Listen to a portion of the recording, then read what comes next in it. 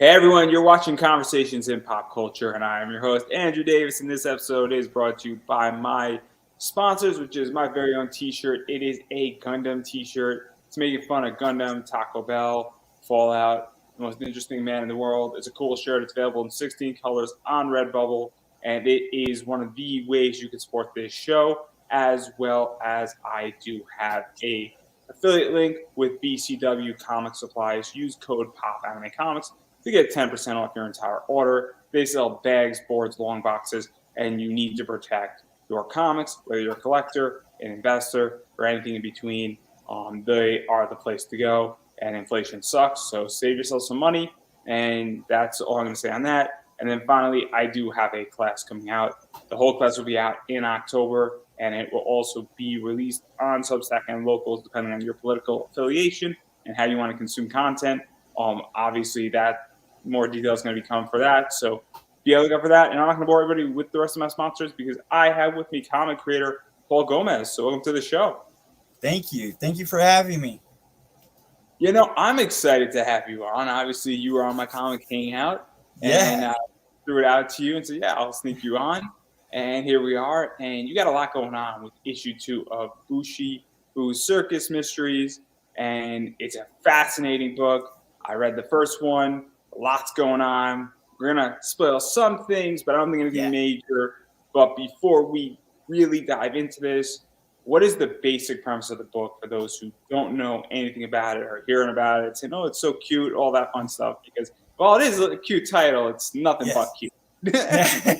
Well, Bushibu Circus Mysteries, I tell people it's a Scooby-Doo meets Criminal Minds kind of thing where there's a little bit of murder and serial killers mixed in. But what the premise is really the 3 apprentices in the circus. That's Lance, Luke, who are brothers, and then Zahara, who is basically an orphan that found a home inside the circus. So I tell people whenever you got, 2 young brothers and a 20-year-old girl, you have hundreds of stories to tell, but the real stories is about the mystery. And if you can solve it before my characters can at Bushibu Circus Mysteries. Yeah, so let's even talk a little bit about this because obviously there's a lot going on with it, and pretty much, and stop me at any point, we got these 3 individuals. We also have a bunch of other characters, and we got a lot of, I guess, drama ensuing around this circus. To put it nicely, I'm playing nice today, I promise everybody. And then I guess the matriarch or the former matriarch is a chimpanzee, I want to say, and doing the things up in the air. I don't know how to say that word. I'm sorry. Everybody's gonna have to work with me here on that one. The trapeze artists. Yes. It's a tough word. It's a tough word. It's all I'm gonna say. But she's doing something, and her name's Sarah, and then either the rope snaps or she slips or something was oiled, and pretty much there's no net, and then she dies. And clearly, it is clear, or maybe it's not, because it could have been an accident. We don't know that she's dead, and now that's what's going on. So how did you even come up with this? Because this is really the entry point, and then everything else is sort of happening, and now it's what happened type of story. What happened? That's exactly what I wanted to kind of throw out there. This is an introductory issue, if you will, and it really does introduce you to those main characters. Luke, Lance, and Zahara, but it does introduce you to the whole cast of characters too. So I didn't want to really cut any meat off there. The 2 trapeze artists, the main ones right now are Luke and Lance's mother and father, which are Richard and Barbie, and they're trying to get Luke to be a trapeze artist just like them inside the family business, if you will.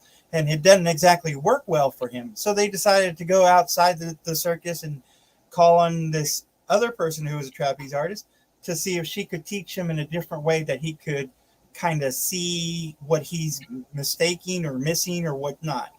And that's whenever trouble starts happening, because she was actually part of the circus before, and she was coming into a place where she didn't exactly have a lot of friends, or there was a lot of stuff going on, and you're going to find out a lot more of that in the second issue.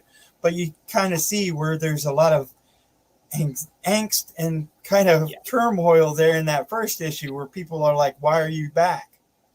And then it just kind of goes from there. Yeah, let's even talk about this because this is what's really interesting about your book is that clearly, and the circus has two views, in my opinion. The attendees Right. are the lifeblood of this circus, and so they're treated well. And we don't have much interaction, but when they're looking in the audience, there's no shadiness, there's no backstabbing, nobody's attacking the attendees. I think is a safe way, and the circus looks very cheerful and very fun and a cool place to be. It's kind of like going to the carnival and having a good time in that realm. And it's kind of like being a fan. And the thing that maybe some people get is you're a fan at a wrestling show, and everybody's your friend there. You're going to the ballpark, right? Everybody's your friend at the ballpark. But then you go behind the scenes, and that's really where I think the circus takes on a whole different role and what people sort of, I guess, have a negative connotation and idea with, where it's this shadiness, it's that carny trash, Right. vibe to it. And so what was this like really building this out? Because I think this is something that people are very familiar with on both ends of it. And they don't get to experience the carny trash. And I don't mean to be mean to carny people or anything like that. But I think that's the correct way to describe it because they don't really experience that firsthand, but they know of it. And so what was that like? Because I think that really sets the vibe and it sets the entire setting in a lot of ways. One of the things I wanted to do was build these characters kind of like The Walking Dead, where they talk about how the enemies aren't exactly the zombies, it's more the people and the friends that you know. Whenever it comes to a circus, it's kind of a family because they are traveling together and they know each other. So whenever you bring someone that hasn't been around, like Sarah, who hasn't been around for years, there's going to be a little bit of, hey, what's going on?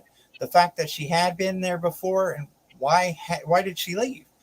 Well, there's that kind of turmoil between the family and not just one or two people, but several.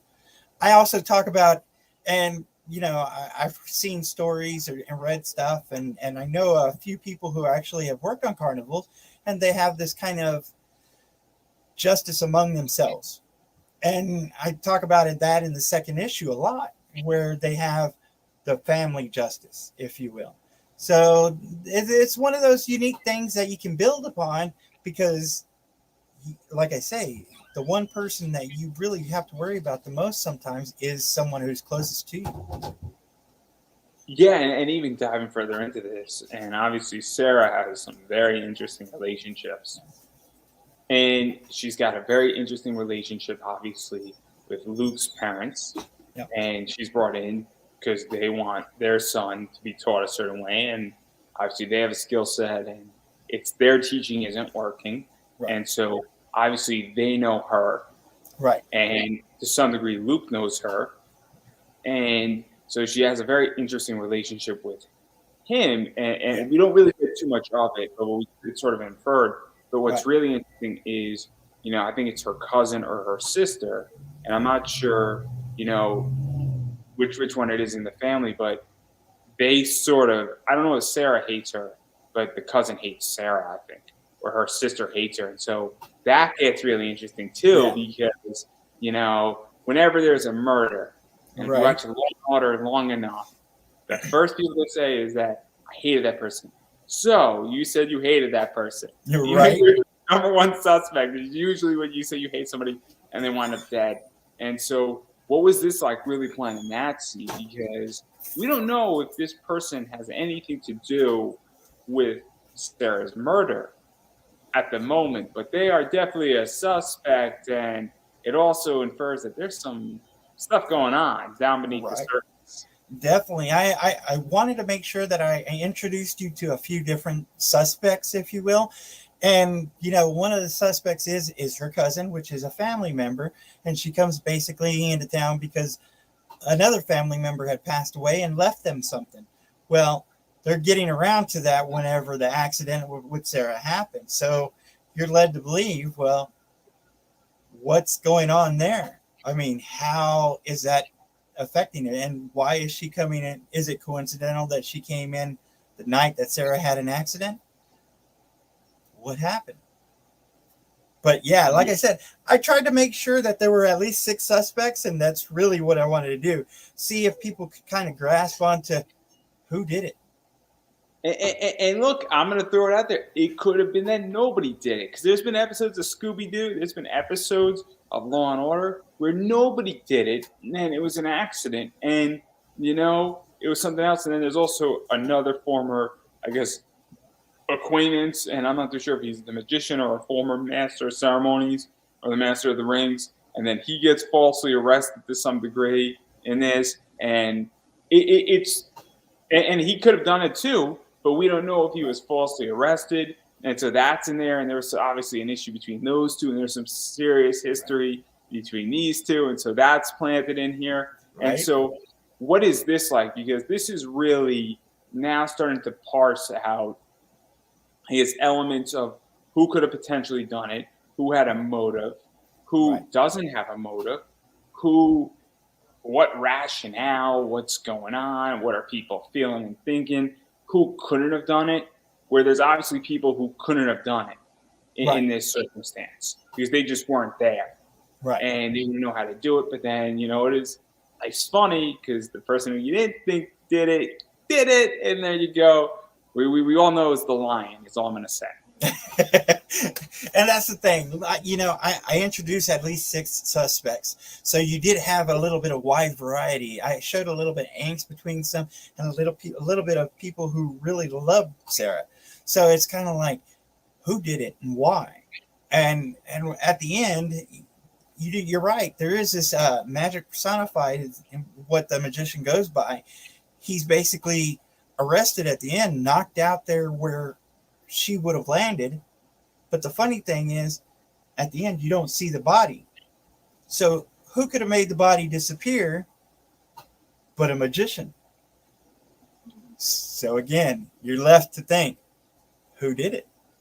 And it goes to the idea is that I'm going to throw something else out there with the magician, just to add more confusion here. The magician could have made it disappear as an act of grace, first thing, or as an act of grace to the audience, right? Because the magician, and this is the wrestler in me, where sometimes something goes wrong in a match, and somebody does something to cover up what went wrong or get out of a bad situation, right? Because somebody's like, my neck broke, and how do we get out of here because you can't pin me, And so there's a lot of stuff that could happen, and so we get that, and we're not going to dive too much further into that because I do want to talk about the other side of this. Sure. And it's the 3 apprentices who are now getting into uncovering what happened.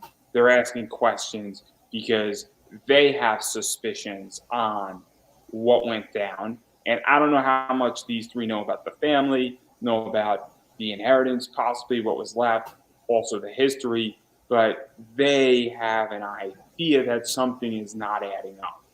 And that's really where the second issue is going to start off, where they're going to start asking questions about everything and everybody.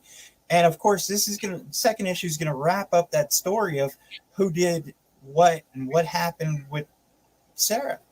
I mean, because I wanted an introductory issue not only to show you who these people are, introduce you to these 3 main characters, but also the ensemble cast. You have Dulé, who's that groundskeeper and takes care of the animals, and then you've got Richard and Barbie, who are the parents that are kind of running the circus at the moment, and you don't exactly know why, but we're going to talk more about that in future issues as well. But you also got magic personified, and you've got the janitor, and you have Sarah's cousin, and it's like, I didn't want to shortchange it. That's the reason I wanted to make it at least 32 pages, and that's what we did. But the second issue... We talk about this because you brought up a really interesting point, and it's in that when I write a comic. I don't know if you're a big anime fan, but one of my favorite opening anime episodes of all time is Fullmetal Alchemist Brotherhood. The first episode introduces every single character. It has no impact on the story. They're all either in East or Central, and they're trying to catch a rogue alchemist. And you basically get Armstrong, Ed, Al. You get a bunch of other characters who are, I guess, privy to the story. You get, King Bradley in there. And so it's very cool because in 20 minutes you get an introduction to about 7 or 8 of the major characters that are going to be relevant for the next, 48 episodes.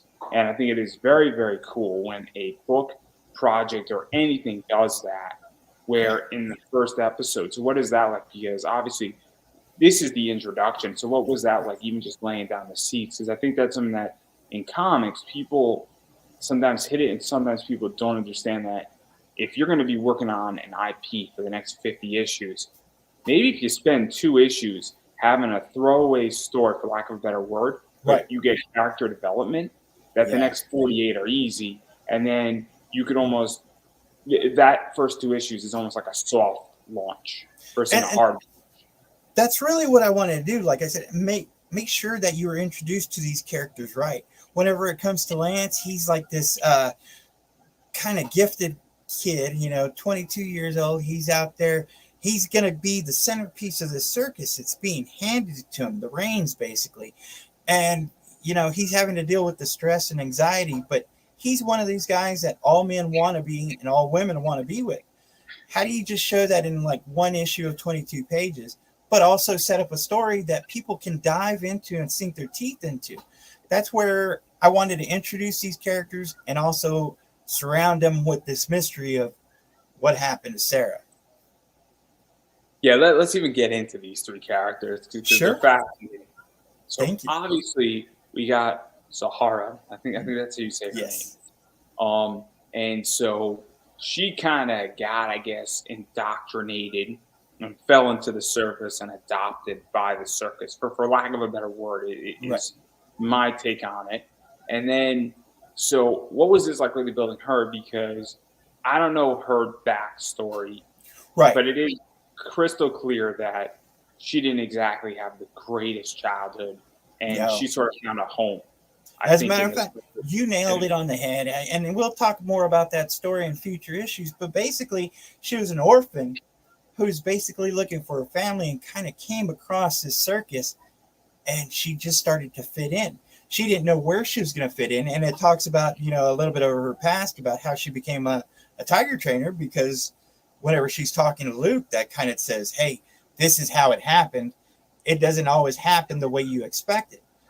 So she came across this circus, and it basically became her family, with Dule, that groundskeeper, kind of being like her father figure at the moment, helping her out whenever she needed to and kind of showing her the way. So I wanted to make sure that people felt that connection with her, but also felt the connection with the guys as well, because they're a major part of it too. Yeah, and even talking about them, because they're also very fascinating, because obviously they're both brothers and they're both related. And obviously their parents are very prominent in the circus. And it is crystal clear that this is a family business. But there is some serious problem and tension between these 2 brothers, where, and I think I read it correctly, where Lance is the guy everybody wants, and he's the ringleader, / the master of the rings, / master of the ceremony, the whole centerpiece of the circus. Right. For lack of a better word, I don't know how you describe it exactly, but that's what Lance is. And Lance is, obviously sleeping with a lot of people, or maybe not a lot of people, but he's sleeping with, I think he's sleeping with Sahara, right? Well, not in this issue. Maybe in a future issue. So he's not sleeping with her yet. But he's sleeping with somebody, and he's also probably very promiscuous, where when they're going from town to town, that's just the type of vibe I get from him. I could be wrong, but I don't think I am. But hey, if you could play it off, good on him. Anyway, we all know where my mind is, everybody. We all know where my mind is. But one of the things is that, though, he also is flirting a little bit with Sahara a little bit in this issue.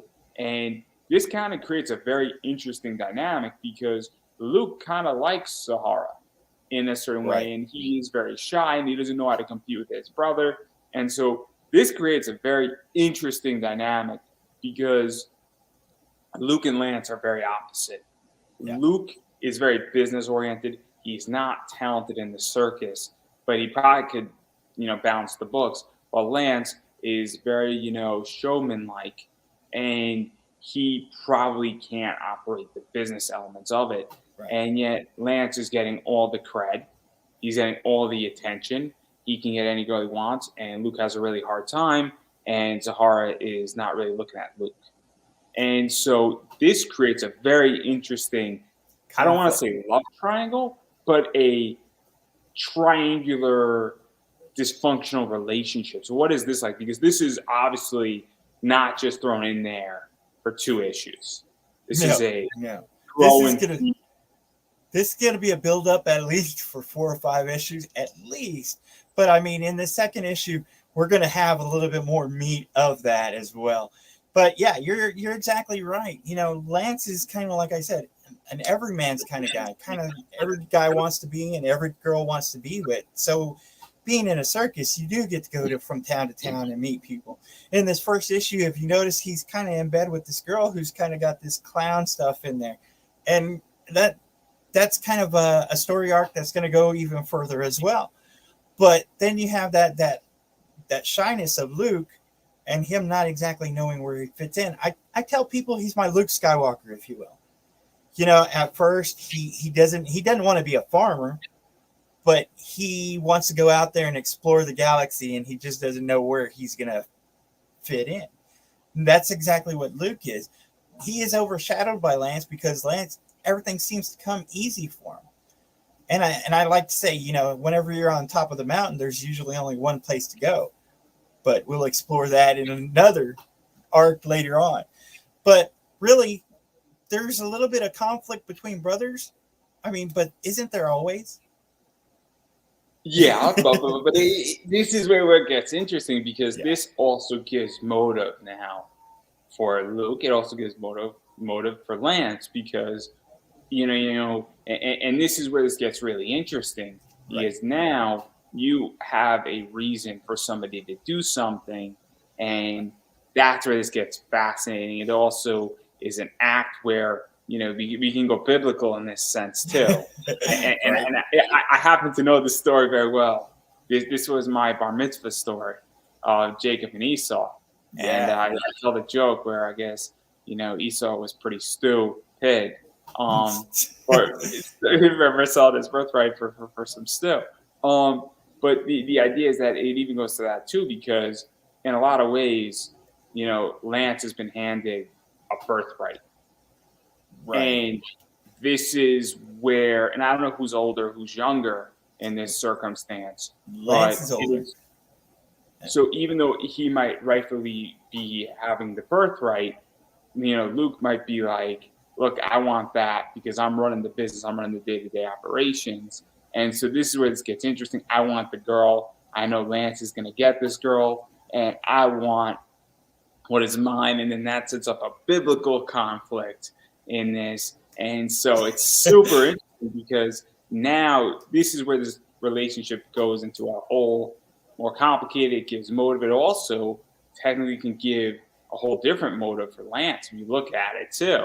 Right. Where Lance could be like, look, I want Luke out of the picture because Luke's going to be a pain in my ass later on. And so, or the girl could be like, I want all of it and screw with these 2 fellas. There could be. And I love the fact that you reference Jacob and Esau. That's a great I thought it was a very roaring element. Don't respond to that. Don't respond.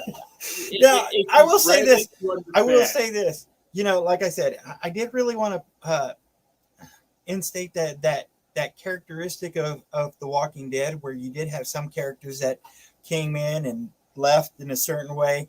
So I don't think these characters that you see in issue 1 will all survive to issue 12.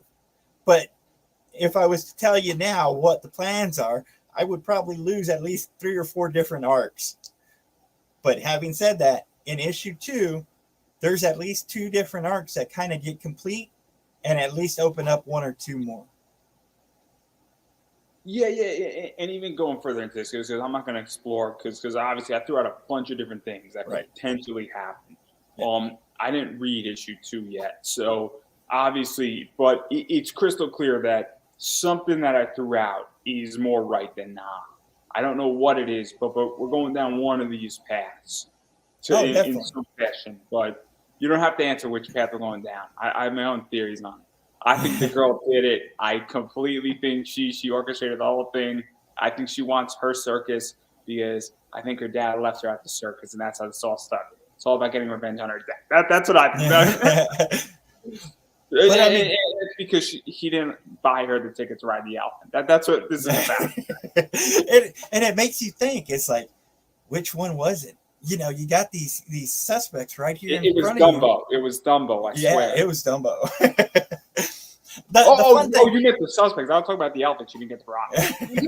The fun thing about issue 2 is, you know, we introduce another character in there that's going to help them solve the mysteries. But I mean, he's not a suspect, and he's definitely not one of the people that they think's done it or anything like that. But he's definitely there to help them figure it out. And whenever you introduce one character, you know one character's kind of got to go. So, like I say, it's one of those things that I wanted to build a few different arcs. I was learning. I never wrote anything, you know. So, Bushibu Circus Mysteries #1 was actually my first attempt at writing a story, and I wanted to make sure I was putting good arcs in there that kind of made you think, but also come back and say, that's what happened there. I want you to come back in issue 4 and say, why didn't I see that? Because in issue 4 and 5 are going to be huge momentum kind of pushes. But like I said, issue 1 and 2 are a complete story, and it's going to close up a lot of stuff for you. So let me ask a question, because obviously this is one of the things is that, do we find out what happened on who killed Sarah at the end of issue 2? And I will say you find out what happened to Sarah. And the reason why I ask this is because obviously there is the fallout component of this. There's also, how does the circus evolve from this? Right. You know, if person A did it and person A is prevalent, what happens then? How does that person who's close to them react? Right. What happens if Sarah was supposed to inherit something, and who does that go to? And you have a lot of other stuff, and also, you know, there's some other stuff that occurs, and, you know, also it could be the impetus for where Luke goes if he wants to follow in the footsteps, or if he's completely traumatized.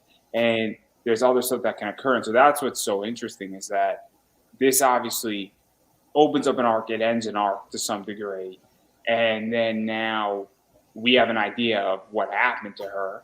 Yes. And I'm not so concerned about her body. I think that's a little bit of it. I don't think that's the main component, but I could be wrong. But and this is where I think it's very interesting that you're doing this, and I'm very curious as well on this, where what is this like? Because you have to plan a lot of stuff in there. And so this is one of the things, and I'm trying to think of, I'm in the middle of watching Resident Evil, you know, on Netflix right now. And if you go back to episode 1, there's stuff planted in there that's relevant in episode 7. There's stuff from the game in 1998 that's planted in there. And there's a reason why. And if they get a second season and a third season, you know, people hate that show, and I think a bunch of you are wrong on it. I think they're doing something brilliant with it. I think they've created a further adaptation, and they've taken it out of the U.S., which, different discussion, but they've planted stuff in there for seasons 2 and 3 and 4 if they get that far, for a very good reason. And they planted stuff from the video games that also is very relevant, and that there might be some other stuff being built off of that too. So what is that like to make sure it's compliant? Well, here's the thing. Whenever I started writing 1, I just kind of started continuously outlining my next few. And if you notice in issue 1, this is a circus, but you really don't see clowns that often. And most people, whenever they talk about circuses, they do talk about clowns because that's a big attraction. Why wouldn't I put a lot of them in there? And where are they, and what are they doing? You know, and I could answer in a funny way for you, but I'm not going to. Well, I have the greatest answer for you too. I wrote an outline for at least 12 issues that would lead you to look back and say, like I said, how did I miss that? What went on here? I mean, I really want there to be something that you could look back on and be like, wow. I have such a good response to your cloud question. Like, Where are they? they're in Jim Noble's book. That's where they're at. That's a really good answer to that question. Like, somebody ever asks you, like, dude, where's the cloud? You'd be like, Jim Noble took that. And then just like walk away. Just walk away. It's like, if you have time, you should totally do that and just go to his. Yeah. Clearly, this interview is going right downhill. It's going right downhill. Clearly. But even going further into that, all jokes aside, and obviously Jim's a friend, so he'll understand that joke. And he did steal all the clowns. If you really want clowns, everybody, that's where you go. But what is even this like? Because obviously you planned out 12 issues, and that to me is too many series. Obviously this is all a continuum, but I view it as double miniseries or a limited series. But I think this is something that people, when they build a comic, and I've heard a lot of stuff in indie where it's like, oh, you should do 6 issues or 4 issues. Right. And then versus saying Ed Davis, who was doing 32 to 50 on the Immortal Era. And I think, though, that, and I just saw One Piece Gold, and the guy who does One Piece said, look, I want to do One Piece for as long as possible.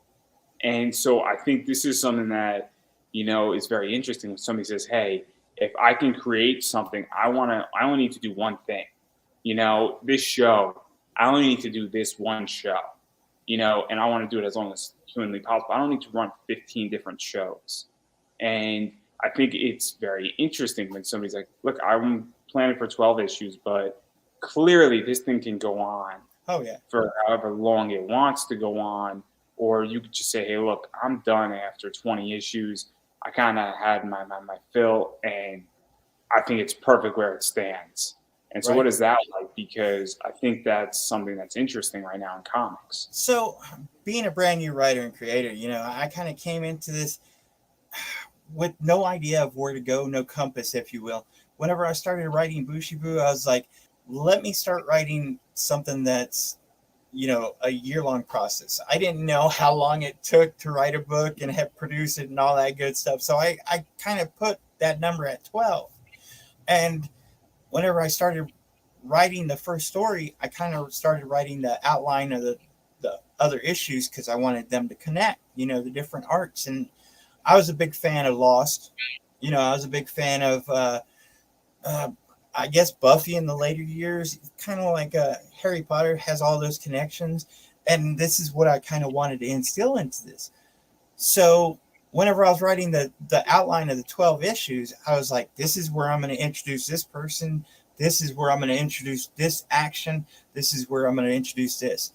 Could I go past 12 issues? I definitely could. Because whenever I started writing my next book or two, I had this outline for Bushibu sitting there and said, what if I wanted to go 12 more issues? And started thinking of ideas of how I could do that. And I started writing a few notes. And I wouldn't say that I exactly put an outline, but I definitely did note a few things. So I know I could go at least 24 if I wanted, but having said that, I mean, the cost is, just pretty high. So even to talk about that, because this is one of the things that I think is really interesting, is that obviously producing a comic 20 years ago on indie was massively more expensive. And everything is expensive. Yeah. And so, I mean, what is that like? Because I think this is something that people don't understand about indie. Yeah. I know how much printing costs. I used to have a printer as a sponsor. And look, let's be realistic here. Printing, I think Rob Anderson just threw it out from like X to Y. I think went up by like 25 to 40 cents in most companies, and he's like, what are you going to charge for your book? And it's also the idea that I buy and sell comics, so I know exactly how much all this stuff is running. And so what is that like? Because there's a lot of unknowns as well right now in comics. And And again, me being brand new, I kind of went into it blind. I didn't know what I was doing, and whenever I started writing the script, I started learning from my editor. And he was basically, you got to figure out a page count, and you got to get a story that kind of fits. So I kind of married myself to 32 pages with Bushibu Circus Mysteries. But if you notice, my other two comics, PTSD and Cryptic Haze, are both 22 pages because of the cost. So having said that, I started with 32 on Bushibu, I decided to stay with that for every issue. The cost is definitely high, especially since I'm not the artist. I have to pay the interiors, the pencils, pen, inks, my editor, letterer, graphic design, all this stuff. So it's not cheap, but what is it like? Like it's anywhere from what, like 6 to 8 to get you before printing. I mean, mine was cheaper. I think cost of Bushibu was about 4, and PTSD and Cryptic Haze was about 30. Because what I've heard is that you should estimate about $6,000. Yes. Before printing. And look, that's assuming you're doing like 22, 28 pages, maybe 32. If you're doing a 144-page graphic novel, right, you have to times that by 4 or 5, which is still in line. It's just you're producing more content at once. And I've talked to a lot of new people that wanted to create comics and kind of didn't know the X, Y's, and Z's. I tell them an average price for an interior page is about $100, depending on how well you want it. If you can take a little bit less quality of pages and go a little bit less of cost, but I think to go on a page that you're going to put a comic book on a shelf, you want to aim for at least 100, and then it kind of goes up from there. Having said that, you're also going to have to think about the cost of the covers, because I mean, if you're going to get a name or you're not going to get a name, it really depends. And then graphic designs, it goes further. Yeah. Well, because one of the things, and I got no problem, when I do my project, I'm actually looking for brand new people that people are gonna be like, who the hell are these people? And people are gonna be like, I get it. I completely get it. I mean, I'm gonna be hiring Gregville Watson. He's a name for one of my covers, but there are others, and I'm not gonna go spill because and people are gonna be like, this is a really brilliant cover. Who the hell did this cover? Right. And I mean, I'm gonna pay whatever they want to pay because I know they're art quality. And that's the other thing I think people have to understand too, is that you have to also, I think, figure out, say, hey, is this just my dream to produce a book? And I have a day job, I'm making X amount of money, and my wife, my husband, my girlfriend, my boyfriend, my dog said it was all good to do this, and I was wanting to produce 5 issues of a book, and my goal is to break even, or am I trying to build a brand? Because that's the other thing too, is that, I speak a lot about money, and I'm having a great year on eBay right now, but it took me 10 years to get here, to build on my name. And so I didn't lose money in those 10 years, or not a significant amount, but in my year 1 of my eBay business, I didn't make money. But guess what? Fast forward, I'm now having a $25,000 to $30,000 a year on eBay. But in year 5, I didn't have that.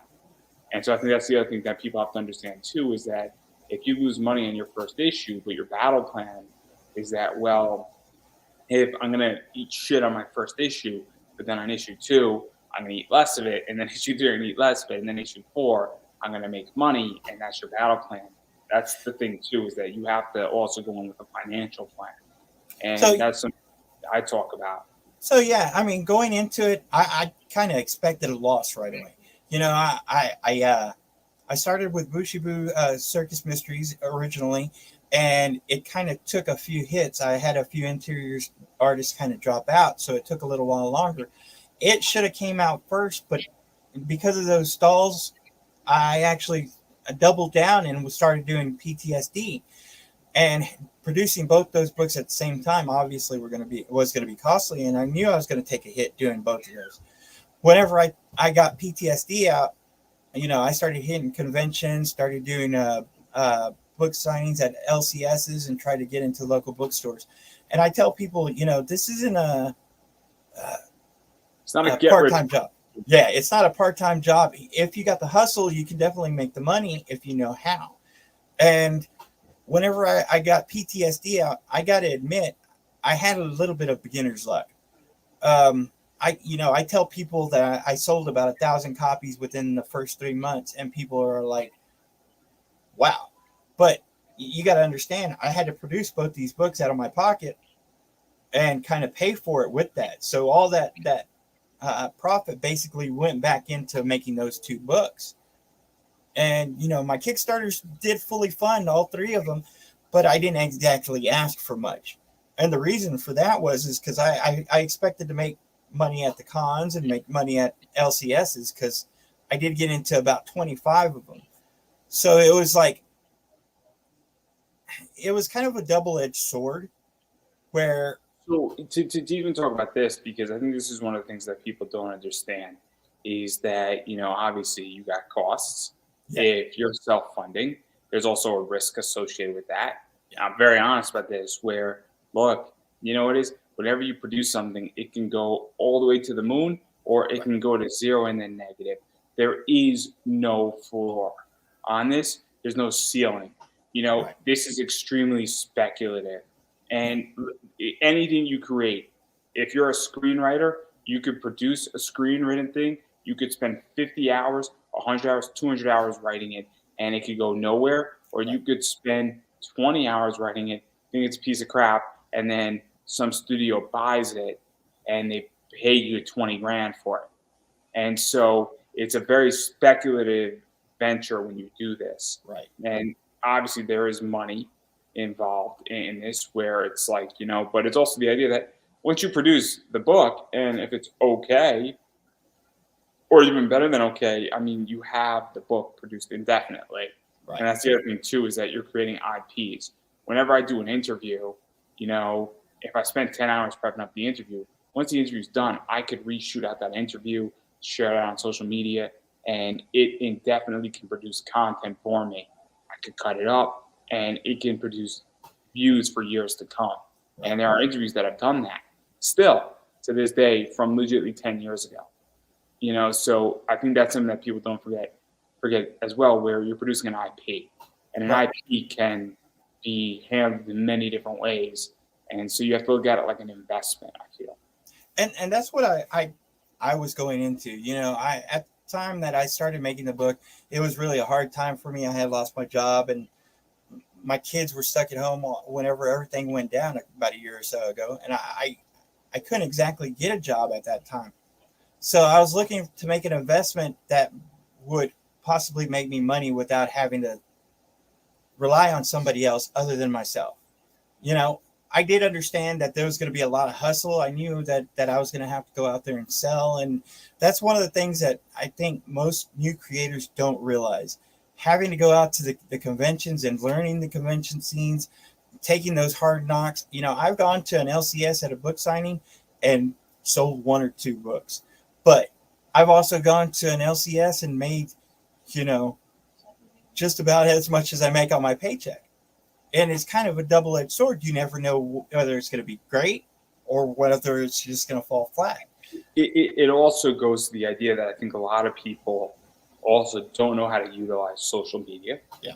I think a lot of people don't know how to utilize interviews, don't know how to talk to me. I mean, there's a way how to ask me for an interview, and be respectful and understand what I want, understand what somebody else wants, understand that, all that stuff, and also being nice to people who can help you. And the idea is that also you have to understand saying, you're going to do maybe 250 plays on Facebook, but it's also on YouTube, and it stays up there indefinitely. Right. And it links right back to everything that I'm doing. And then every year it's going to produce 50 views. That's called evergreen content. And I think that's the other thing too, is that you can make a lot of money not going to a con if you understand going on to shows that actually have an audience or hit a particular audience that are seen. Right.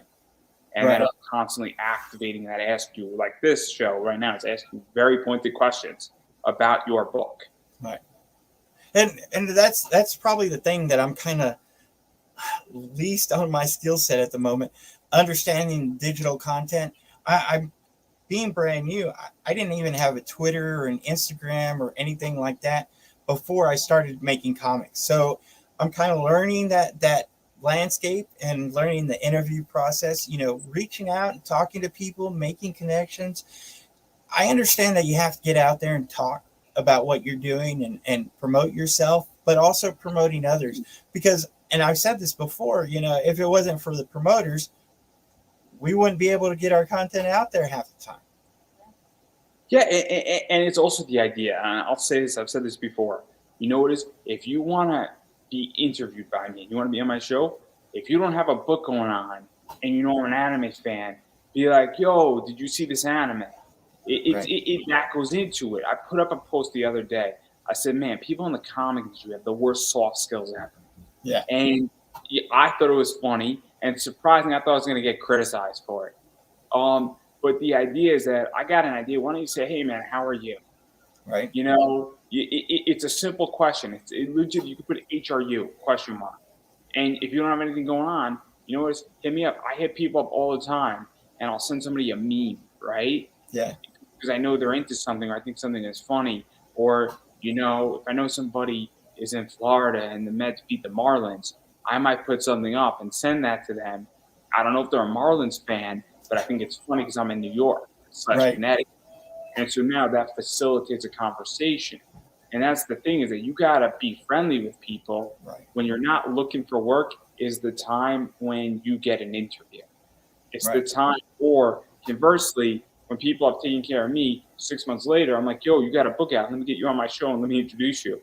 I've introduced people to artists, and I've gotten people, work because of my show. And like those comic hangouts, the whole point is that saying, you don't know person A, I know person A. Let me get both of you on. We're going to have a conversation you guys can network after. And that facilitates, and I think that's one of the biggest problems in comics right now. I think it's one of the biggest problems is that people don't know how to do that. And it starts with saying, hey, how are you? Yeah, how's it going? Let's just talk. I mean, or I fall down a flight of stairs is a good one. If somebody sends up me a message, I'm going to think it's funny. I really am. I'm going to probably respond and be like, that's kind of funny. Well, I mean, that last panel show that we were talking of, man, I don't think I mentioned my book or anything. We were just sitting here chit-chatting about topics that were going on. I got to meet some interesting people, and me and you got to talk, I think, the second time around, which was great. No, I'm just saying that if you respond, if you say, like your show, I hope you fall down a flight of stairs, you're going to get a response. If I can get a snarky response from me, and he's like, and then I might put an LOL, and and that's what I think people have to learn how to do, because the online presence is just as big, if not bigger, than the con presence. Because guess what? I can do in a week 10 interviews for my own business, not being on shows, and I could sit in my house and I could speak from anywhere in the world. I think you're in Texas, right? I'm in Connecticut. Yeah. And, that's the thing, is that you could technically this week be on 10 shows all over the world. You can only be at one con this weekend. Right. And that's the thing, is that if you combine the two, you can do very well, because online sales combined with convention sales make a huge difference. Or even you're running a Kickstarter right now, right? Right. That's what I think creators need to figure out. And then also, if this interview every year produces you 5 books on autopilot, that's an unbelievable benefit to you. I'm not saying it will or it won't, but what if it does, and then you have 50 interviews that are doing that? Well, you just sold 250 copies of your book without you having to do any more work ever again on that realm. And then you come back on the show, and then it keeps doing it, and there you go. So I think that's something that creators really need to think about. Right. And they really need to, figure out how to make good friends with people and take care of the people who do this and interview and get them on shows, because that's unbelievably beneficial. And once the interview is done, it is the ultimate marketing ad. Right. No, I agree with you. I mean, I agree with you. Like I said, being able to be on promoter shows, it makes things easier because I believe a lot of creators don't have that ability to get out there and in front of all those people and carry themselves daily. Where if you got in a promoter show who's someone who has an audience and they're talking to people every day, then you get to go out there and address new people. Yeah, it's a great way to scale. And also, I think it's the idea that getting an hour or an hour and a half specifically for you and it being focused, I think is very important too, because let's be realistic. There's a lot of shows out there, and I don't mean to beat anybody up, but if you're on a panel of people, I have a panel thing that I do, and I do it because it's fun, but that's not my main thing. I'm a single interviewer or a creative team interviewer, and we talk about you. And I think that's the thing too. When I'm doing an interview, and I'll be doing a few in the next few weeks, it's just me and that person, and we're just talking about a particular topic. So you get to know who I am.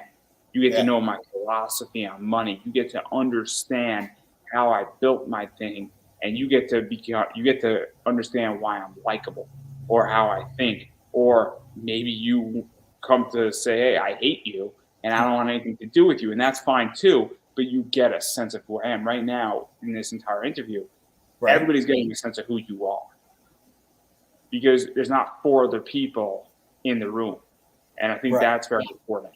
But enough before I get you and me in trouble on that.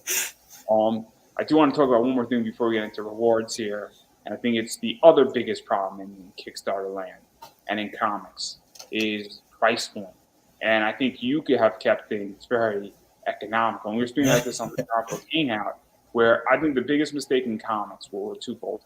Comics have gotten massively expensive, and they left grocery stores. And I think those are the 2 biggest problems.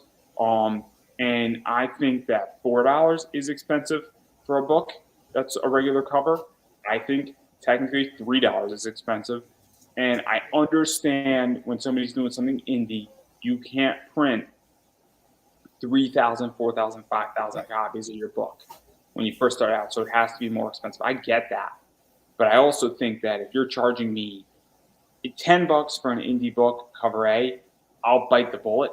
I really, really like when indie books are about $8, $6 maybe if you can pull it off. But I think 10 is fair. I think 15 for a 60-page graphic novel is reasonable. I think that a cover A over $20 is absolutely insane and is a really steep entry point for something that I don't know if I'm going to like. Right. And that's my issue, is that if you charge me $10, it's the price of 2 Frappuccinos at Starbucks. I can live with $10 if I hate it.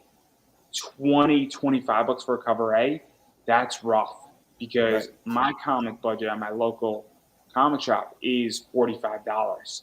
$25 on an indie book for something I may or may not like is really, really steep, because it's a huge chunk of what I would buy at a comic shop. That's about, I think, 9 books, give or take, on previews. Right. No, I understand that. And, not exactly being able to afford a lot of comics that I really want. It's like whenever I put my comics out there, I want to make sure that I have an affordable item for you, especially because, like I say, if you're going to spend a penny on any of my products, any of my books, I want it to be well worth every penny. Whether it's Bushibu Circus Mysteries, whether it's PTSD or Cryptic Haze, that story in there to me has got to be tight. I mean, I don't think of myself as a great writer, but I feel that if I can write a good story and keep someone interested and keep that something that wow in every comic, then it's going to be worth every penny of your spending. Isn't it also the idea that you want to bring somebody in at $8 or $10, and then they come back the next one and like, okay, let me upgrade to the $15 book or the $20 book or the $40 book? Because to me, this is where this gets complicated, is that if you price me at $25, you're already setting a very high bar Right. as a business entry level point. I think that's the problem because, again, I come outside from the Kickstarter world where I have repeatable business on eBay. Right. And I've built a brand. I've built trust with people over years and years and years. And I have different price points. And so somebody is willing to buy, maybe they buy a $50 book from me. And then 3 months later, they're willing to buy a $150 book from me because they realize I packed the book well. I have a good book that's exclusive, and they say, okay, I get it, where I came in at a lower price point.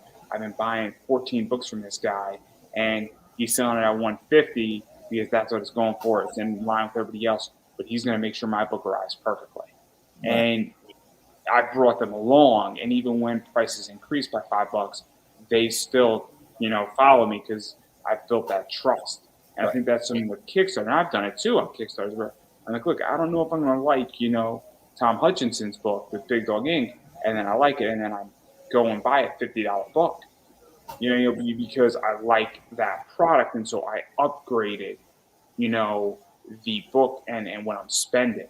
And I think right. that's something that creators need to really understand, is that you need to provide that option, because if I really like something, I'm going to then spend more money the next time you run something. Exactly.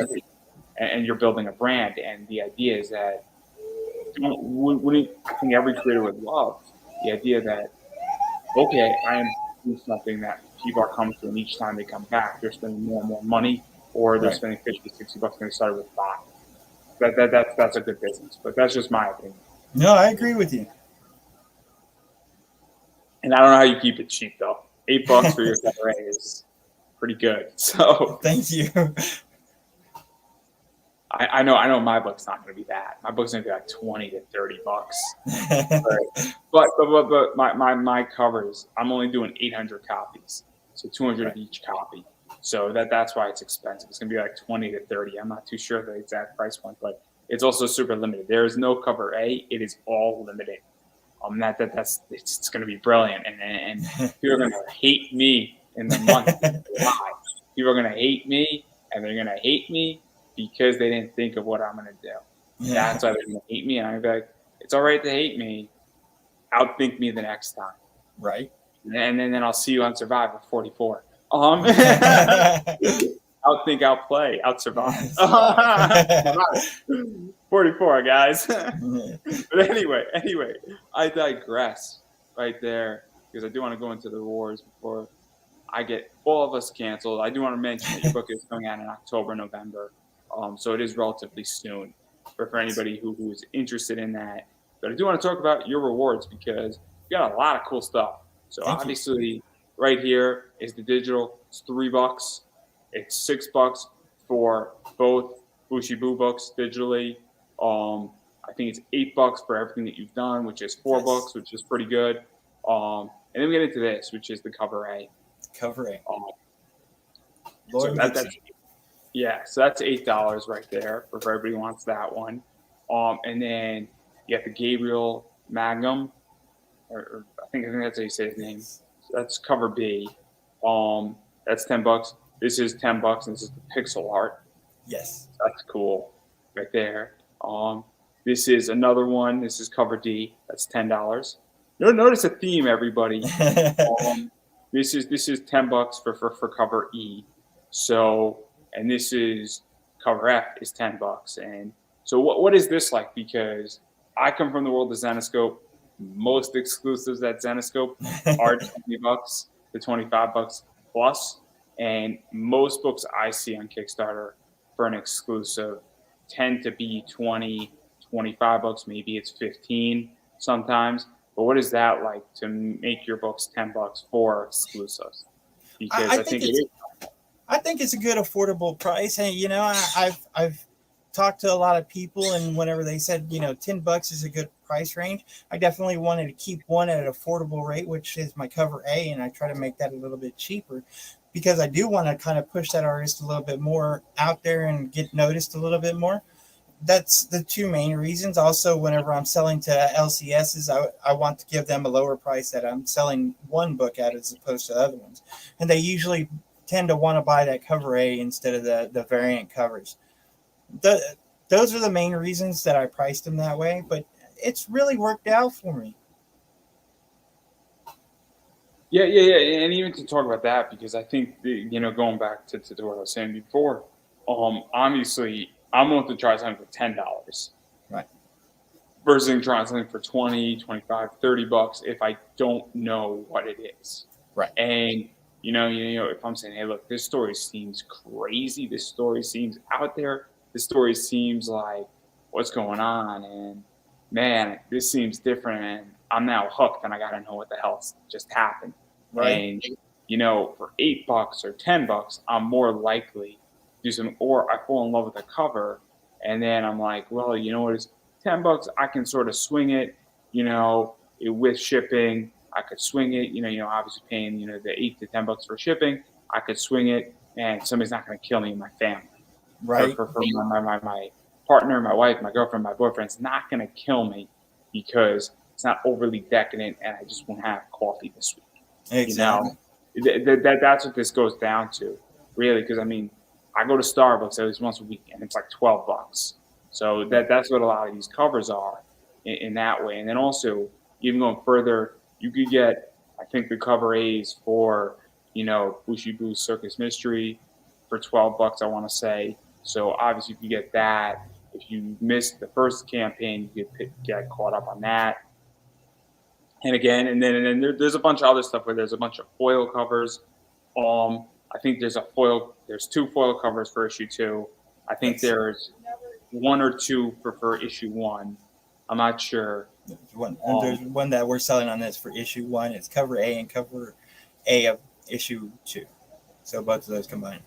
And so you could get, obviously, the foils if you want the foils for both issues, for one of the issues. If you missed, if you already have the foil from from issue 1, you get the foil for issue 2. In that regard, you could also get all of the covers from issue 2 and issue 1 if you would like, A to F. I don't know how many we're in. Same amount. And so, obviously, if you missed out, and that's another thing that drives me crazy about Kickstarters, is that if I miss out on a Kickstarter, I hate when campaigns don't allow me to get at least something from the previous one. Even if they only sell it on Kickstarter, I think that's a big, big flaw in the system, because you've been there and I've been there where there's 4 projects and you can only back 1. Right. It's called October. And sometimes May. Right. Usually October and May have some serious fire in books. And then also you have something that's cool too, where you have a retail package. Yes, I got 4 of them.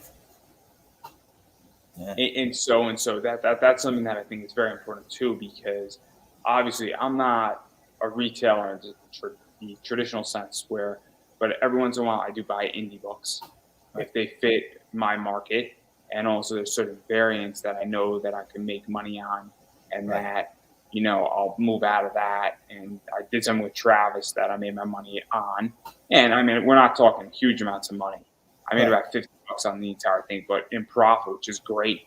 But what is this like to make sure that you're taking care of local shops? Because there are people who won't come on to Kickstarter or Indiegogo, anything of that nature, because they don't trust it, or they've been burned, or like me, where I'm losing a little bit of faith in Kickstarter because I've been burned down a few projects, and I'm not very happy with the lack of enforcement per se, and the lack of accountability. So, and like I said, I'm in about 25 of the 28 bookstores here in DFW, and I'm in about 2 or 3 of them out of state as well. And whenever I go in there and try to sell them my book or see if they'd want to carry it, I ask them about Kickstarter and ask them about crowdfunding, if they check out the retail packages and what they like about it. I feel like if you're not going to fulfill the order, then you shouldn't be putting it out there anyway. But I understand that people have problems from time to time. My first 2 campaigns are 100% fulfilled, with the exception of maybe 1 or 2 that haven't came back with their surveys, and I'm still emailing these people to try to get those finalized. My third campaign's about 80% fulfilled, and I'm just dealing with some logistics with some signed copies that need to go out to customers, kind of thing. And then that'll be up to about 95%. And again, then you're talking about the surveys that have been fulfilled. But I mean, they're basically paying for the books, they're paying for the shipping. So I don't know how hard it is to get stuff fulfilled. The problem with some of this stuff is that people take on big projects. Right. So what happens is that somebody says, I got 40% of the book done and I'm going to Kickstarter, and then their artist is just working slow. Right. And they have 8 months to finish it, and they got another 40% done, but the 8 months came up. And the Right. book isn't to print. The printing costs have changed. Coloring is not going as well. Right. And so you had a timeline that I think was reasonable, or maybe you should have put it out to 12 months. And that's maybe the problem, because the book's not a printer and the deadline's up.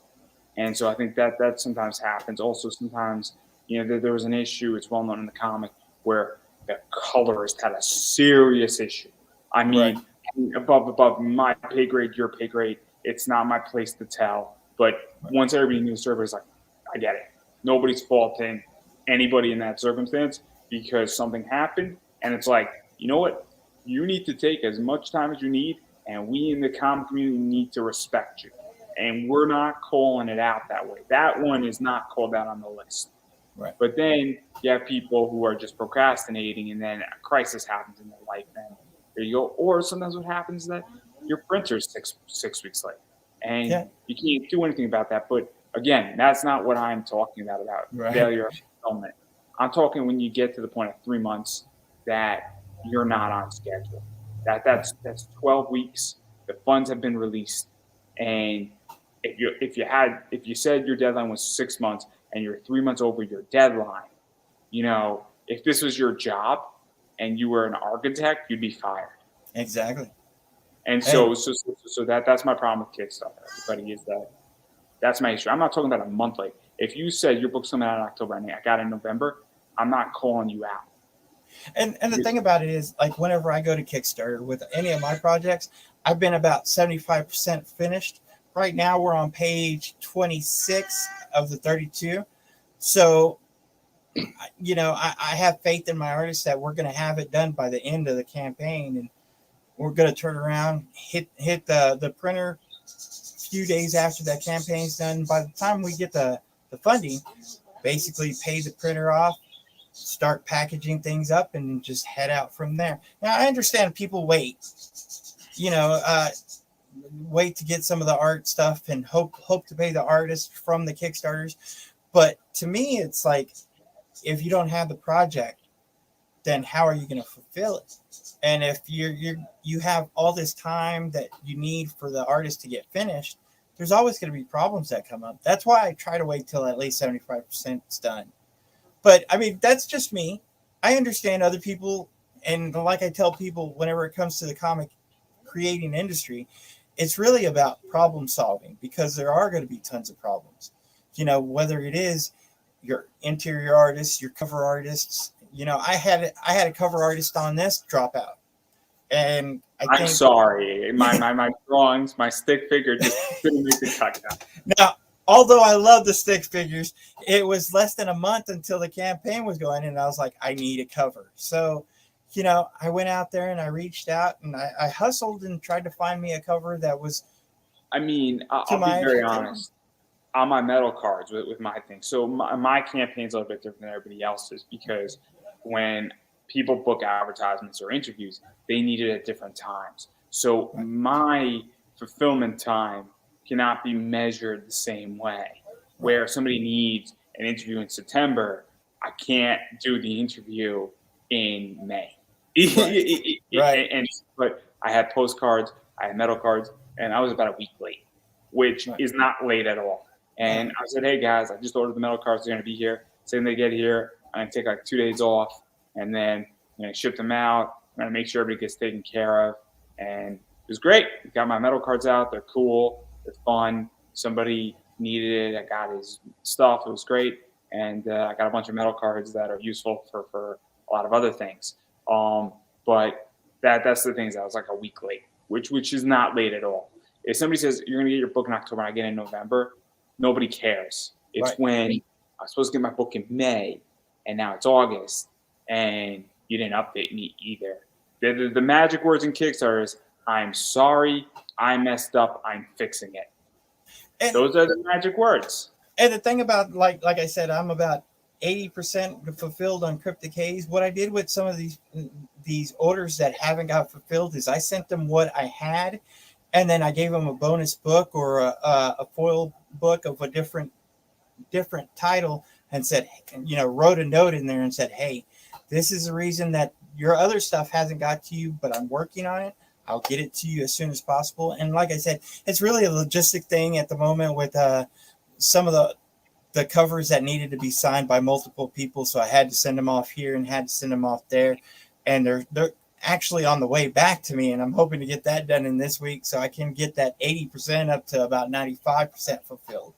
But like I said, I understand whenever things happen.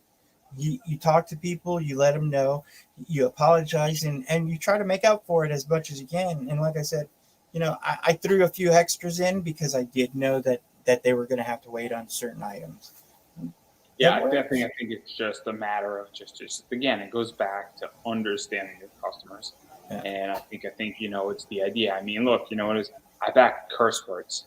I didn't have a problem with curse words, but they were extremely apologetic. I got my thing, took an extra 2 weeks. I'm like, oh, that's cool, guys. I'm not worrying about it. It'll all work out. So like an extra 2 weeks. I'm relaxed. So I got my stuff. I'm all good. But like they were apologetic. They didn't send me anything extra or anything. But I was like, okay, cool. This works. And I'm happy. And the only reason why I backed it is I love the book, and it was going to be cheaper for me to buy that on Kickstarter than it was to buy it in stores. For $80, I got the whole thing in a nice bound book, and it's a beautiful book. But that's the whole thing, is that I think it's also being apologetic.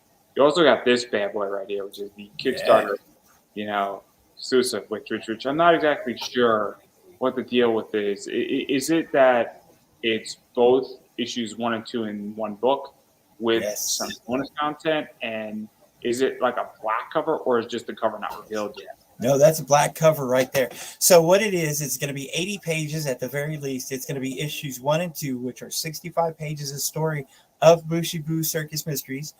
Then I'm going to throw in an extra story in there that I haven't released at any point in my career at the moment, and that's going to be the first time that it's going to be printed. It's called Cherry Blossoms, and it's a romantic story that I had wrote for an anthology that didn't get picked up, wasn't going to get used, so I decided to throw it in there as a bonus for this exclusive only.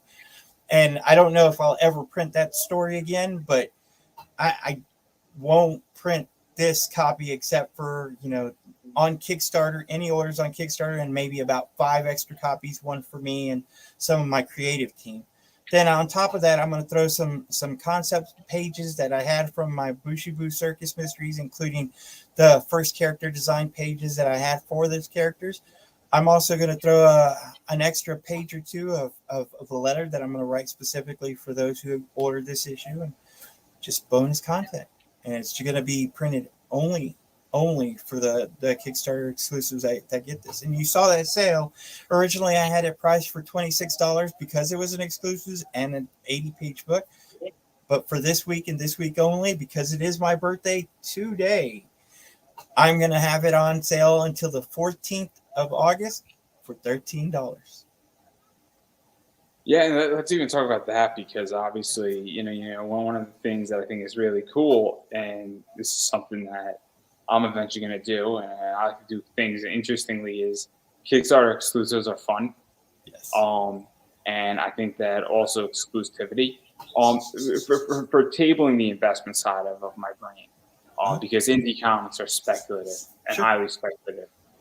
But I also want to know that when I'm buying something off of Kickstarter, just as a collector, that this is limited, right? I want to know that it's either print to order, or if my rule of thumb, for instance, and you make it very public, saying if 25 copies are ordered, I'm going to print 35. So I have Right. 10, for a Right. con in case somebody missed it, right? Right. So I like to know that just because I want to feel that you're Right. not going to be running this on a print constantly, Right. you So know. the last book that we ran, Cryptic Haze, I had one exclusive Kickstarter cover, and that was Brian Clegg's beautiful cover. And it was a Kickstarter exclusive. I ran 10 extra besides what had gotten ordered. And those 10 extra, 1 went to me, and then 9 went to him. Basically, for a thank you for doing this. Also, after the payment, of course, that I paid him to do that. But it was basically, I didn't sell them. I gave them away as a gift to the artist. And then besides what I gave him and what I kept, which was 1, the only other ones were the ones that were ordered. And that was it. I'm not going to print any more of those. This is going to be the same way. I'm going to print 5 extra, like I said, 1 for me and 4 for whoever I decide to give to on my team for a thank you for this project. Other than that, it's going to be how many ever is ordered. If there are none ordered, then it's just going to be 5, 1 for me and whoever I decide to give to as a gift. And that's it. And then even talking about the story in this, I mean, at some point, I got a feeling you're going to put this entire thing into a graphic novel. And at some point, everybody does it, whether you want to admit it or not. We all know where this goes. We all know where this goes. I mean, I'll be truthfully honest, because I am truthfully honest just about everything. I've been told to put this into a graphic novel several times. I've also been told, especially on 1 and 2, because they are 65 pages, that's enough to be a graphic novel. But I don't think so. Could I make it and put it on my table? I'm not going to say I'm not. I don't think I want to. I might make a con exclusive, especially if I'm in a con here in my home state for 1 and 2. But I won't put all this stuff, including the bonus concept or that extra story or that extra letter. I will just put 1 and 2 and then whatever con I'm at. Because I'm thinking about doing that for one con this year, but not all of them. we all know it's going into the omnibus. Come on. We all know it's going into the omnibus when you got 12 of them, and then this is going to be bonus content. We all know it. Again, as far as graphic novels, I don't really know how they work. Do I want to make a graphic novel? I think whenever I reach issue 3, I might make that into a graphic novel because I feel the 3 issues work together. Now, like I said, 1 and 2 are a closed story, but 3 is more of a floating story. And the way I had lined them up, it would work at well being chopped up into 3 issues. So 98 pages sounds like a good amount for a graphic novel. But I don't think I would add these extras. Will I add extras at that time? Sure. I really plan on getting pinups done by certain artists. And I'll throw them in there. I won't throw the ones that I throw in this issue in there. I won't throw this story of Cherry Blossom. Graphic novels are a whole different collectible game, and I don't play in that space. But there are graphic novels that are out of print by Marvel that originally sold for $25 and now sell for about $65. Right. So it's a whole different ballgame, and it's its own play. It's just like any collectible book. Right. And so obviously there's a lot of stuff, and bonus content sometimes plays around that, and sometimes it's collectible covers. I mean, Zenescope has had con exclusive graphic novels, right? And so it's a very interesting space to be in. But again, I don't play in that space, but I also like graphic novels just because sometimes, if somebody's in a foreign country, it's cheaper for me to buy the graphic novel and buy those 6 issues. Right. If I want to read the story versus buying it in piecemeal. And also, I like to sit down and read a whole thing all at once. Now, having said that, and just playing devil's advocate, because I do plan on making a graphic novel whenever I hit 3. But let's say my crew doesn't get there. And you missed out on this package right here. And it's true. It could happen. Tomorrow I could run outside and get hit by a bus, and I wouldn't be able to make 3. But you would have had a chance right here for $13 to get a Kickstarter exclusive with a bonus story, bonus content, and a personal letter that went straight only to this Kickstarter exclusive. right? I'm not gonna lie. Like I said, it'll probably make it into a graphic novel after issue 3, but I definitely won't add this content in there. Fair enough. Fair enough. Fair enough. And then the other two things that you have going on with this, three things technically, is they got a half a page ad or a full page ad. Right. And obviously advertising is fascinating. Obviously, I'm open to advertising on my show, guys. No, I'm going to totally shell myself here. But obviously advertising in print can be very helpful. If you are a printing shop, it can be very helpful. If you have a product, it can be very helpful. If you have another book, it could be very helpful. And so obviously having a half page ad or a full page ad is always useful. Sometimes then it's printed and, obviously, people see it and your audience is there, because if you have a comic book and you're advertising in a comic book and it's a similar concept or a similar style or something that's like a murder mystery book, your audience is already built in. Right. And I've had a lot of good feedback whenever it came to advertising. I've told people that I've sold over 1,000, and I've only been in this business for less than a year, and people are amazed by that. I tell them it's really about going out there and pushing the product, and that's what I'm going to do with every one of my books, because they are part of me, and I want to get them out there. I've had a gentleman who advertised in the last campaign, and he's actually already bought one page for the next campaign because he felt that things worked well for him. So I don't know what your audience is and what you're looking for, but telling you that this book is kind of a kind of eye catcher, a kind of audience builder is what I was aiming for. And if you're looking to advertise in something like that, this is where a good place to be is. It's also, and I'll say this very honestly, their advertising goes in two directions. You either need to convert, and your objective is that you spend X amount of money and you're trying to get that money back as fast as humanly possible. Or, and I've done this with wrestling shows where I used to be a sponsor for like a main event. My objective was just get my name out there. Right. I didn't care about the end result. I was like, hey, look, I got a podcast and I just want people to hear the name. And if you're spending, $1,500 a year, but you're on 30 wrestling shows being mentioned, people might gravitate, and then it's indoctrinated there permanently. So exactly. That when people go backwards into it, and that's how my show works. I mean, I had Mix'em as a sponsor, and they're a good printing company. Those ads for 96 episodes are indoctrinated. So now somebody sees that episode 3 years from now, makes them still get the crap.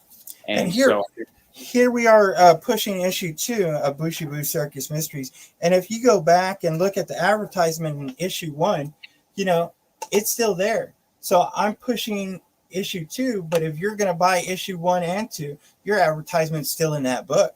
So you can imagine, if I do go into issue 3, 4, 5, 6, 7, 8, 9, 10, 11, 12, if people are going to want issue 1, 2 at the moment, and your advertisement's in there from this point, how many people are going to see that?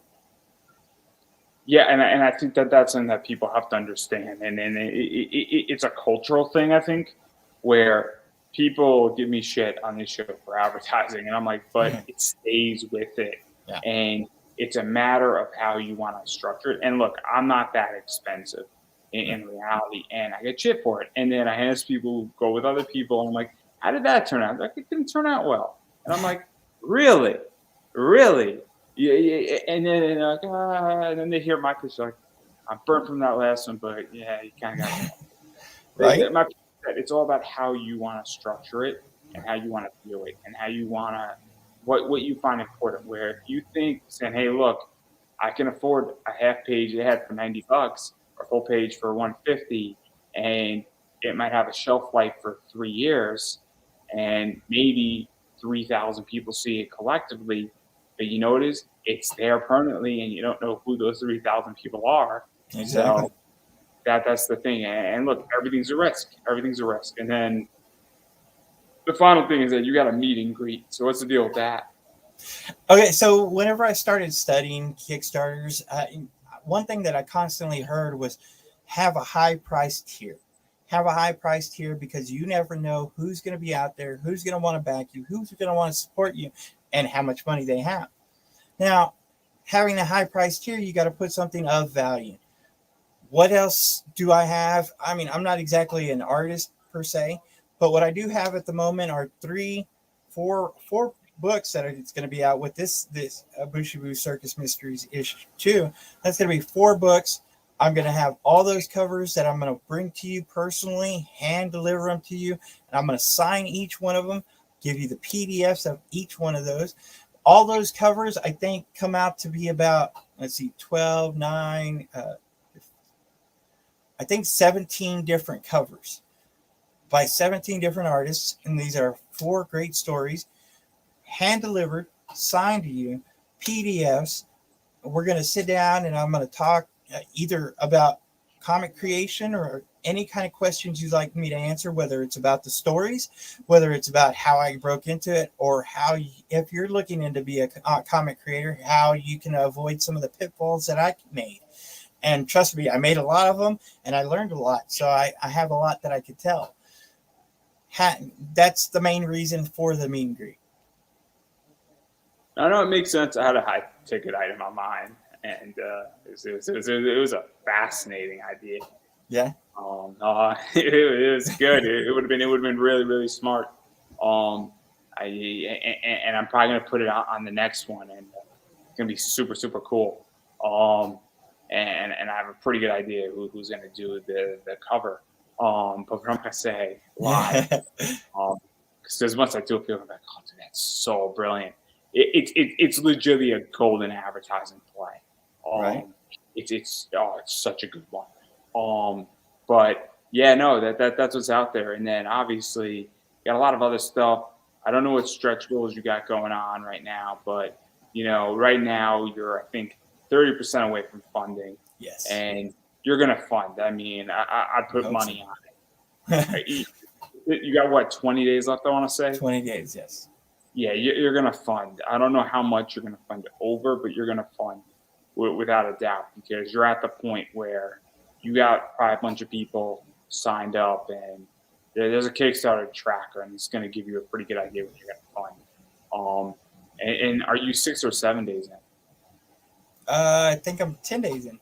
Oh, wow. I was off. I wasn't paying attention. I forget that some people do 28 days, some people do 30, some people do 35. Some people do 2 weeks now. Right. I don't know anymore. Also, when I back a project on Kickstarter, I actually don't look at the updates. I delete the updates because I'm busy. So I don't really know what's going on. I only look at it saying we're shipping the book. Once I back your project, I'm out of your project because I have other things that I'm focused on. So I don't know if that's a good thing or a bad thing. I'm be like 15 others like, I'm doing you a favor, and you're like, but I don't read it. But anyway, you got a lot. You're gonna fund. It's pretty self-explanatory why.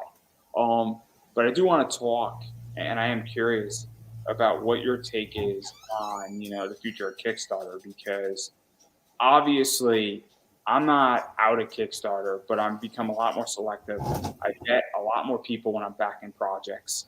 I actually vet their track record, their creative teams. I vet who they are.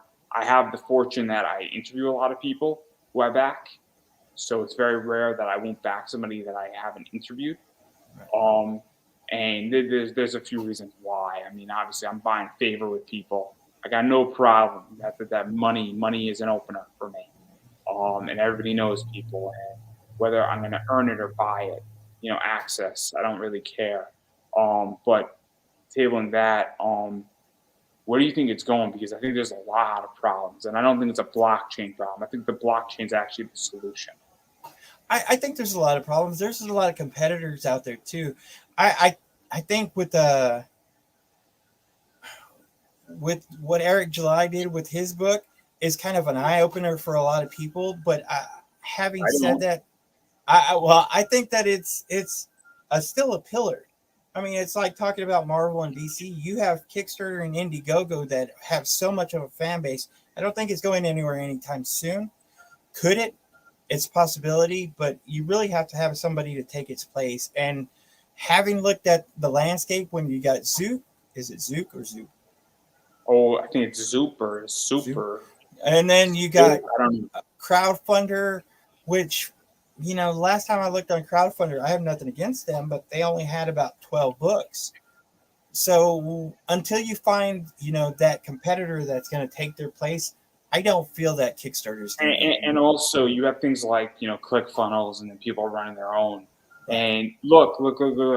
If you're somebody like Tony Robbins, Grant Cardone, if you are a funnel builder, which is what Eric July did, no question about it. Eric July built a funnel, okay, and he built a private funnel. And I don't know what company he used to build this funnel, but that's what he did. Yeah. This is why the Eric July thing is not that impressive. It really isn't. I'm sorry. It's not that impressive. Because guess what? He leveraged an audience where he was a celebrity, for lack of a better word, and he put his name on something, and he leveraged his audience from one thing. You know who also did this? George Clooney, Ryan Reynolds, Brad Pitt, Remy, Usher, Stone Cold Steve Austin has a beer, and he did it. Right. So I don't know why all of everybody in comics is saying this is the next Messiah. I don't, because guess what? To me, it's more alarming that this has happened legitimately 12 years ago with the alcohol phase, and now you're all catching up. I mean, if anything, we should all be saying, welcome to the club. You're 12 years late. Well, I think the main reason is it did beat Keanu Reeves' campaign, didn't it? It definitely beat Wesley Snipes' campaign, which was recent. And he didn't show up. Adam Lawson did not show up on my campaign. I'm very upset about that. No. It was upsetting to me. It was very hurtful. It was very hurtful, and it was very unprofessional. Not Wesley Snipes. I didn't expect Wesley to show up. Right. If Wesley showed up and Adam didn't, that would have been hilarious. Right. It would have been like, "Where's Adam?" And I'd be like, "I don't know. Where's Adam?" And it would have been hilarious. It would have been like the TikTok and the reel of the week. Oh, it would have been great. But anyway, Adam didn't show up. He played it off, and it just unprofessional. But continue, please. But I think the fact that his numbers were so much higher than theirs is probably the reason that people are kind of. I agree with that side of it. What I disagree with is, look, I think raising $3, $4, $5 million is brilliant, and I'm not dismissing that. But he didn't invent the wheel. He didn't reinvent the wheel. He didn't do anything impressive in that regard. Right. He basically had a great campaign out. Yeah. That's all it is on its surface. And that's not hate to the guy. No. I love it. I think it's great. Good. Go get money. I want to raise money. I want to raise like $50,000. And you know what it is? I'm building a class myself, and I'm going to probably do somewhat okay on that. If I do like $5,000 a month, I'm going to be thrilled. And I want people to be rooting for me too.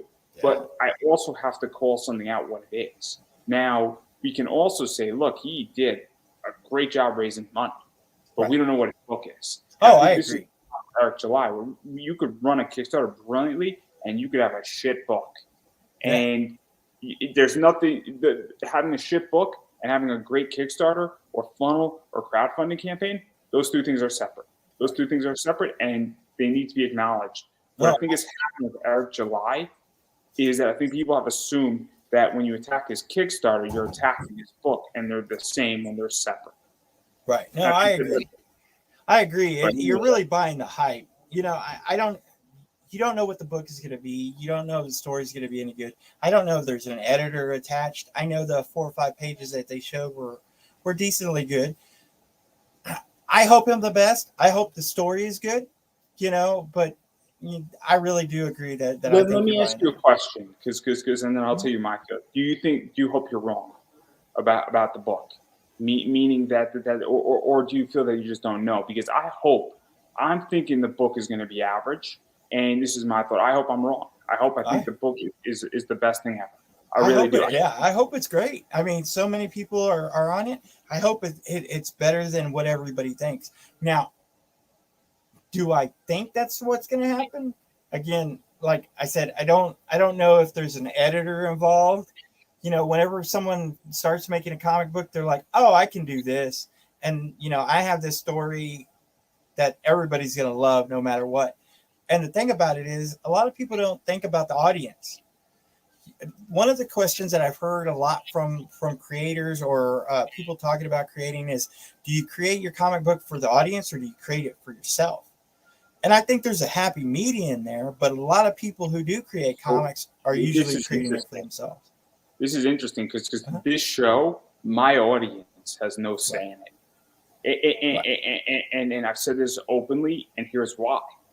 And I have evidence that has actually, I think, proven me right.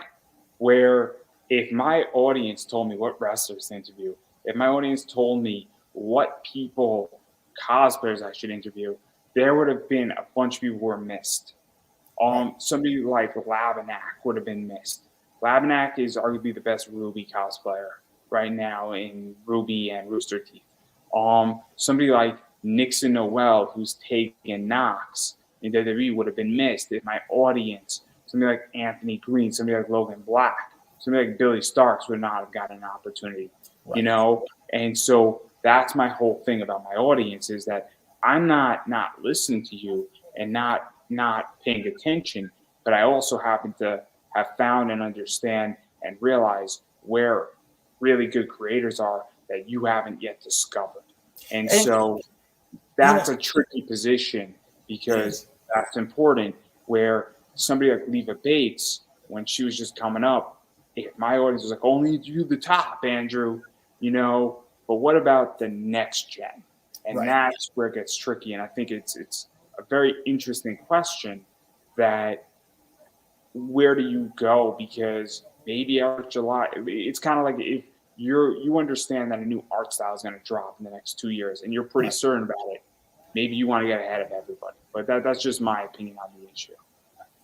Well, I think it is a fine line. I mean, I think you do have to consider your audience to a point, but you have to have that passion behind it as well. I think as a creator, I can go through about 10 or 20 different ideas, and there's been one idea that I love that I haven't even really touched because I didn't think it would connect well with people. Now, that's my choice not to do that. Whenever I landed on Bushibu Circus, me and my kids were huddled and doing these stories for days and weeks on end. And we came across about 10 or 20 of them. And this is the story not only that we love, but we felt would connect with people. So it doesn't have to be one or the other. I mean, how long does it take you to, I mean, how many people are you interviewing that you have to say no to the next people as well? This is the thing. As long as you listen to your audience to a point, but did Eric July listen to any of his audience? Is his book going to be towards his audience or him just saying, this is how it's going to be because this is how it should be? And a lot of creators are that way, kind of selfish with their idea. I met this guy and he had this idea and I was like, I don't know if any would kind of relate to it. And the thing about it is, if you're passionate about it and you're willing to put in that effort, and then go want to mortgage your house for it, you know, more luck to you, right? Yeah, but I mean, the thing about it is, there's a willingness to put a risk out there of 100%, or there's a willingness to do some studying and talking and take that risk down. Whenever I started Bushibu Circus Mysteries, one of the opposite ideas was a bunny that mutated and protect Manhattan.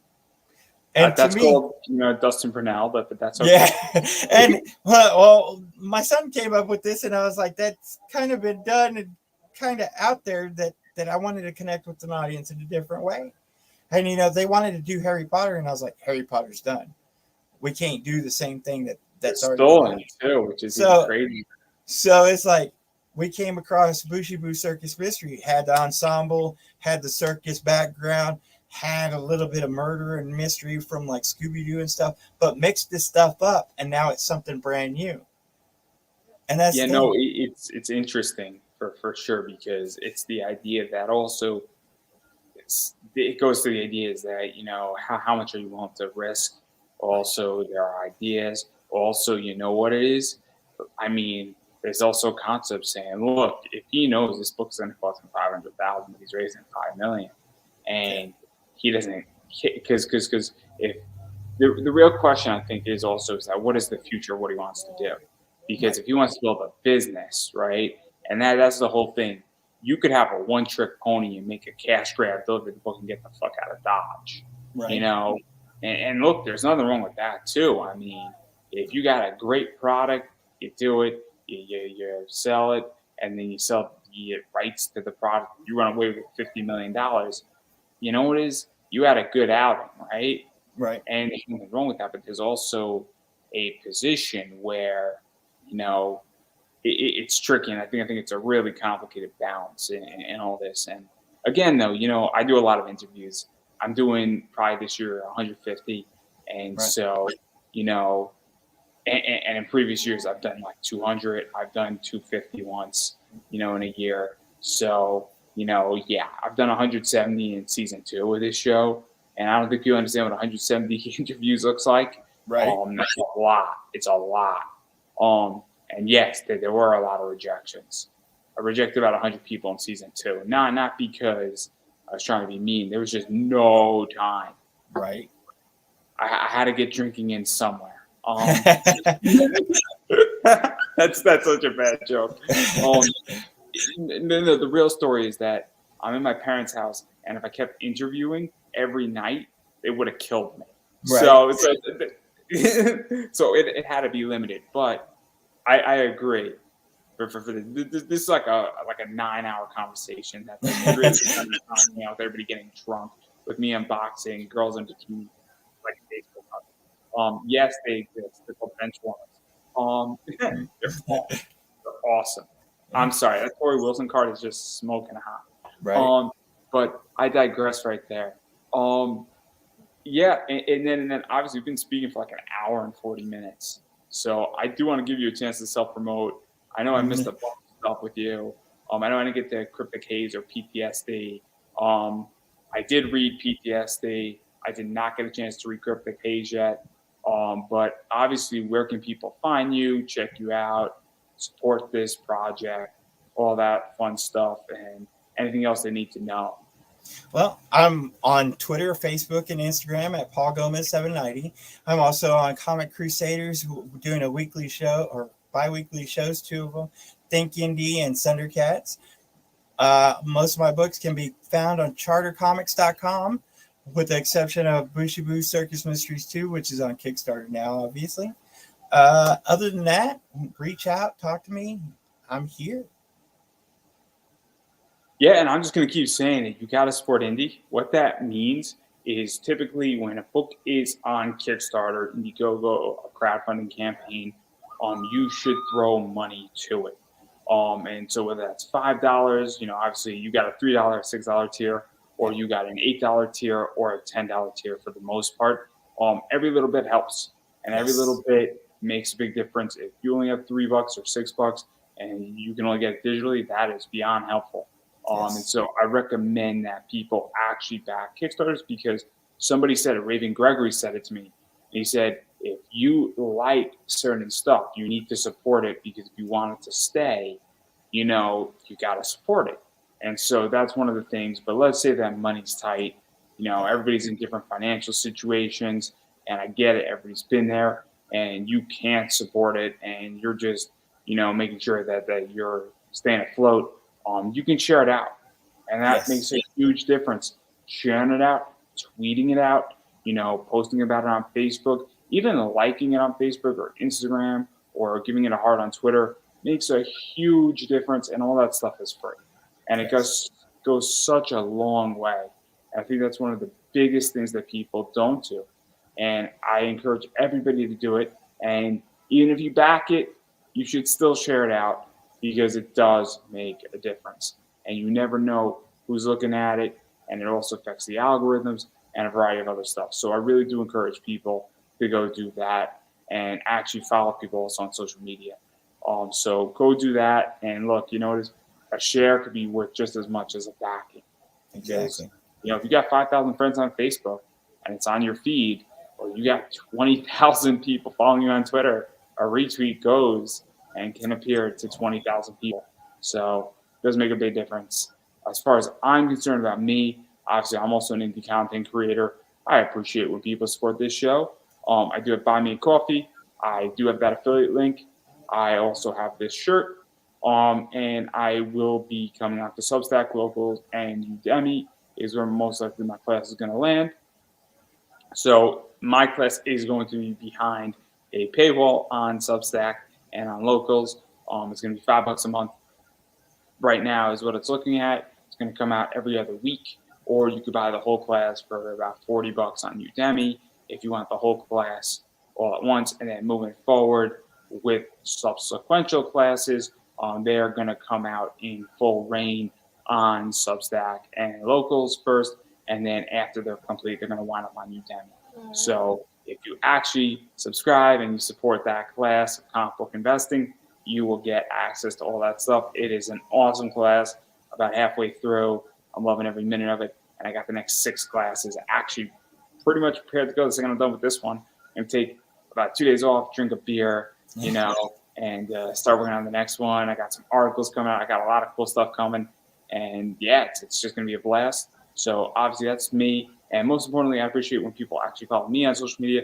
Pop Anime Comics on Twitter, Pop Anime Comics on Instagram, Pop Anime Comics on Facebook. If you want to buy cool comics from me, it's Pop Anime Comics Collectibles on eBay, and I do have a bunch of these metal cards from the Kickstarter still available. So if you'd like one of those, you could hit me up, and more than happy to sell you what you want. And I have this. She's really great. You just do not want to wake up next to her with her holding a knife in her hand. Beyond that, she's fun to be around. And on that note, I'm going to give you the final word. Pushaboo Circus Mysteries issue 2 on Kickstarter now. Plenty of things to look at, plenty of tiers to have, and like I said, a birthday special until the 14th. $13 for 1 and 2, Kickstarter exclusive with a bunch of bonuses. Thank you. Well, I don't think I could have said that any better myself, everybody. So that is a wrap.